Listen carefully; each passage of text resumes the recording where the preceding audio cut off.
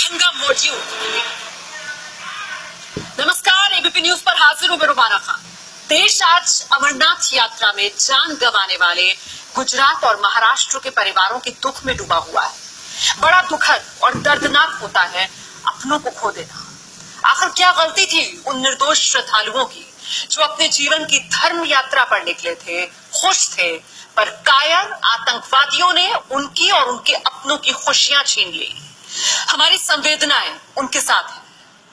हम कल रात से ही अमरनाथ आतंकी हमले की खबरें लगातार आप तक पहुंचा रहे हैं, लेकिन खबरों के इस घंटे में देश के उस हिस्से की बात जो कुदरत के आतंक का शिकार हो गया है।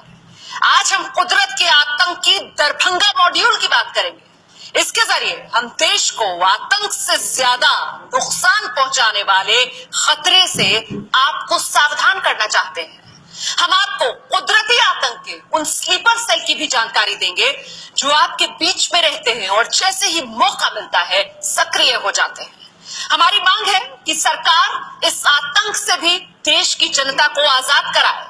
आपसे गुजारिश है कि आप इस रिपोर्ट को बहुत ध्यान से देखिए, पूरा देखिए, ताकि आप अपने दुश्मन को ध्यान से पहचान लें और फिर इसके खिलाफ लड़ सकें। थोड़ी देर के लिए जगह को भूल जाइए। दरभंगा को हिंदुस्तान समझ लीजिए और अब इस अस्पताल की तस्वीरों को ध्यान से देखिए।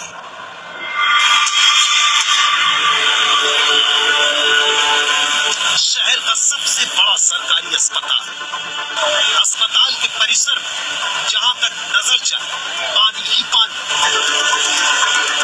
लेकिन भीतर की स्थिति भयावह है। बच्चों के वार्ड में इतना पानी है कि शिशु विभाग के आईसीयू में बिजली सेवा बंद है। तो सोचिए इलाज कैसे हो रहा होगा। टेबल पर बच्चों के वजन जांचने की मशीन रखी है, लेकिन उसी टेबल के नीचे पानी ही पानी है। अब इस बच्चे को देखिए, हाथ पर प्लास्टर चढ़ा है, बिजली नहीं आ रही, इसलिए माँ हाथ को पंखे की तरह झुला रही है। बिस्तर के नीचे पानी भरा है।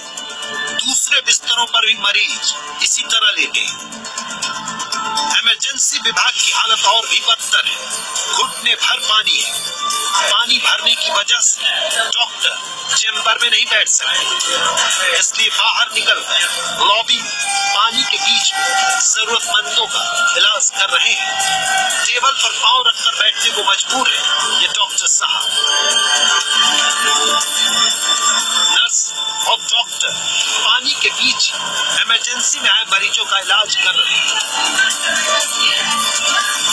ऑपरेशन थिएटर की ऑक्सीजन मशीन पानी में डूबी हुई है।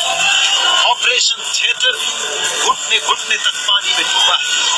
अब सोचिए, जहां बिजली नहीं, पानी में रहना ही नियति है, वहां मरीज क्या करे। पहले बाहर से पानी आ रहा है, अंदर से बाहर हो रहा था, अब अंदर जा रहा है पानी। अंदर में कितना पानी? अंदर में पानी। रहने की स्थिति है? रहने की स्थिति नहीं है। अभी इलाज करने में दिक्कत हो रही है। बहुत ही मशीन में कोई व्यवस्था नहीं। आदमी जा रहा है। क्या बोल रहा है डॉक्टर? डॉक्टर बोला कि सुविधा यहाँ आइए नहीं है, तो फिर क्या करेंगे। 4 एम्बुलेंस दिखाई दे रही है अस्पताल परिसर में, सब पानी में डूबे हुए हैं। दवा विभाग का भी यही हाल है। दवाओं के कार्टन भी पानी में डूबे हुए हैं। अस्पताल प्रशासन भी हाथ खड़े कर चुका है। इमरजेंसी बस होना पानी लगा हुआ है, क्योंकि वहाँ तो मरीज चाहिए, कोई उपाय नहीं है। वो जाना चाहेंगे तो जा सकते हैं, सुख चलेगा कोई उपाय नहीं। ये है कुदरत के कहर का दरभंगा मॉड्यूल, जो मानसून के साथ पूरे देश पर हमला करने के लिए तैयार है।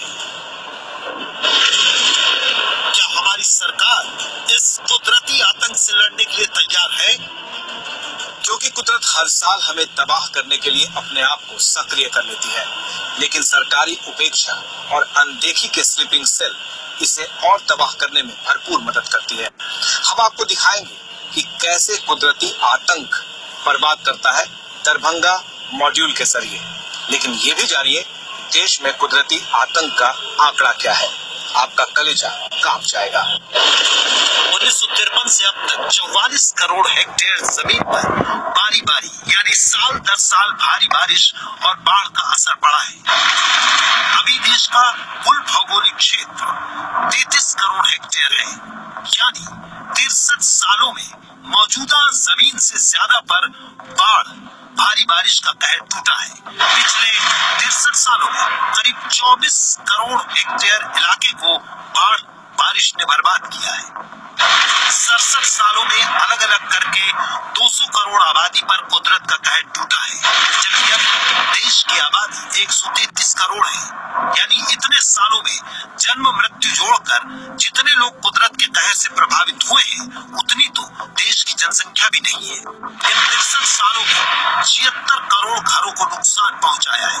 नुकसान का अंदाजा इस बात से लगाइए कि अभी देश में कुल 33 करोड़ घर हैं, यानी वक्त के साथ बने और टूट गए घरों को जोड़ दिया जाए तो मौजूदा से 2 गुना अब तो बर्बाद हो चुके हैं। 63 सालों में 60 लाख मवेशियों को जान गंवानी पड़ी है। बाढ़ भारी बारिश की वजह से 1,04,000 जानें भी गई हैं, जबकि 1994 से अब तक आतंक से मरने वालों की संख्या महज 66,000 है। 1,38,000 करोड़ की सार्वजनिक संपत्ति का नुकसान हुआ है और 63 साल में माल का कुल नुकसान 2,74,000 करोड़ है। यानी कुदरती आतंक के दरभंगा मॉड्यूल ने माल के नुकसान से ज्यादा जान को नुकसान पहुंचाया है। अब आपको कुदरत के आतंक के स्लीपर सेल की कहानी बताते हैं, जिनकी मौजूदगी का फायदा उठाकर कुदरत आतंक बरपाती है। दरभंगा के हवाले से आपको समझाते हैं। वैसे कहानी ये पूरे देश की है। दरभंगा की ये हालत सिर्फ बारिश की वजह से नहीं हुई है, हकीकत इससे बड़ी है। दरभंगा शहर 1918 हेक्टेयर में फैला हुआ है। 60% हिस्से में आबादी रहती है और 15% हिस्से में दफ्तर और स्कूल बने हुए हैं। शहर 2 तरफ से बागमती और कमला नदी से घिरा हुआ है। शहर में जलमल निकासी का सीवेज सिस्टम नहीं है, जिसकी वजह से कचरे का निपटारा सही तरीके से नहीं किया जा सकता। सिर्फ शहर के 40% हिस्से में ही नाले बने हुए हैं। इन नालों की सफाई न होने से कूड़ा और कचरा जमा हो जाता है, जिससे पानी नहीं निकल पाता और दरभंगा शहर जल भराव और बाढ़ की चपेट में आ जाता है। इसके अलावा दरभंगा जिले का बड़ा हिस्सा निचले इलाके में भी आता है, जिसकी वजह से बाढ़ और उग्र हो जाती है। लगभग जो निश्चित रूप से सरकार दोषी है। नगर निगम कॉर्पोरेशन को जल जमाव की समस्या का निदान करना है, नाले साफ करने हैं और सरकार को उसकी स्वीकृति देनी है। सरकार में कितना बार भाई इसका जो डीपीआर ड्रेनेज और सीवरेज का बना हुआ है, उसको कम से कम स्वीकृति दे दीजिए। लेकिन शहर के लोगों के साथ द्वितीय दर्जे का व्यवहार ये सरकार है। रॉन्ग प्लानिंग, रोड ऊंचा करना, रोड के जो पुराने ड्रेन है उसको लिंक नहीं करना, जो कच्ची ड्रेन है। कुछ शहर है जो बारिश में जब वाटर लॉगिंग होता है, शहर में पानी जल जमाव होता है, लेकिन अधिकतर शहरों से पानी आधा घंटा 1 घंटा में निकल जाता है। यहाँ निकल नहीं रहा है, ये सबसे बड़ी बात है, शहर में निकल नहीं रहा है। पर शहरी प्रबंधन की इन दिक्कतों पर सिस्टम बहुत ज्यादा धीमा है, जबकि हम स्मार्ट शहर की ओर बढ़ रहे हैं। ऐसे में हमारी सरकार को कुदरत के दरभंगा मॉड्यूल के आतंक का बहुत ज्यादा ख्याल रखना चाहिए, क्योंकि देश की 60 करोड़ आबादी के पास जलमल निकासी की कोई व्यवस्था नहीं है और देश के क्षेत्रफल का 40% हिस्सा कुदरत के दरभंगा मॉड्यूल की चपेट में है। यानी यहाँ बाढ़ का खतरा हमेशा बना रहता है। दिल्ली और मुंबई जैसे महान शहर भी कब पानी से भर जाएंगे कोई नहीं जानता। इसलिए स्मार्ट शहर चाहिए तो कुदरत के आतंक का अंत तुरंत होना चाहिए।